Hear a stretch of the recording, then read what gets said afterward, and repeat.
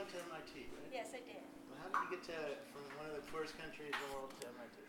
Well, I basically went from not knowing what MIT was to showing up at the doorstep. Within 9 months, I found out about MIT, and it was the best engineering school in the world, and I was like, well, I want to go to there. So I applied, got in, and then kind of like, it was my first plane ride, actually. Your first? Yeah, coming out of Burma too. Your parents never took trips, you know? No, I never been out of the country. How did you get to? Tell me about your childhood. What was going on in your childhood? Because that's interesting. It's pretty typical. Went to public high school. I read a lot, a whole lot, and I had a brother who was a great mentor. He was basically bringing me books. He was a geek. I started programming about when I was 13, 14. We have this little 486, and started writing basic programming there. So. Yeah, and you got the top math score in your school.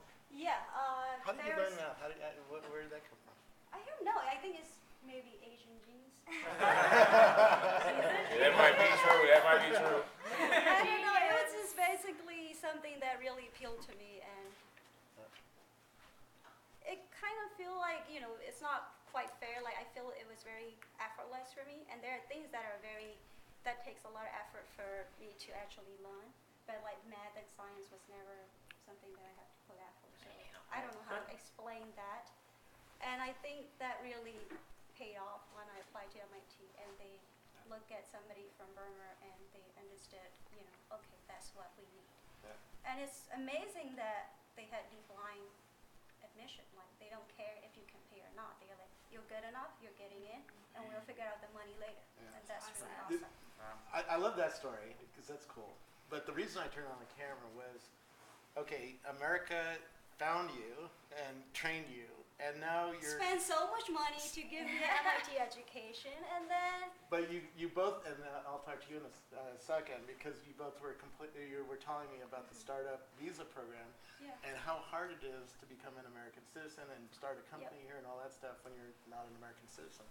And because of our anti-immigrant stance right now, it's tough for you guys to move here and start brilliant companies, right? Yeah, I mean, it's basically impossible if you don't have some other way of obtaining green card, right? Either through employer, which is back up for so many countries. You wait 3-4 years. And I have so many friends from MIT who were in the international, like they were all international students. You know, they go to big companies because it's stable and they can guarantee H-1B. They're in Oracle, Microsoft, Google. And they almost feel trapped because they can't get out. They have to get the green card before they can do anything else.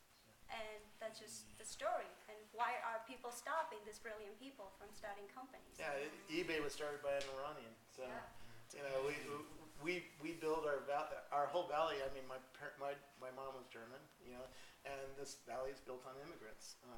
From the agricultural world it used to be to the modern world where it's Facebook and stuff like that. So and the reason I turned on the camera is we started an interesting conversation about you're from Europe.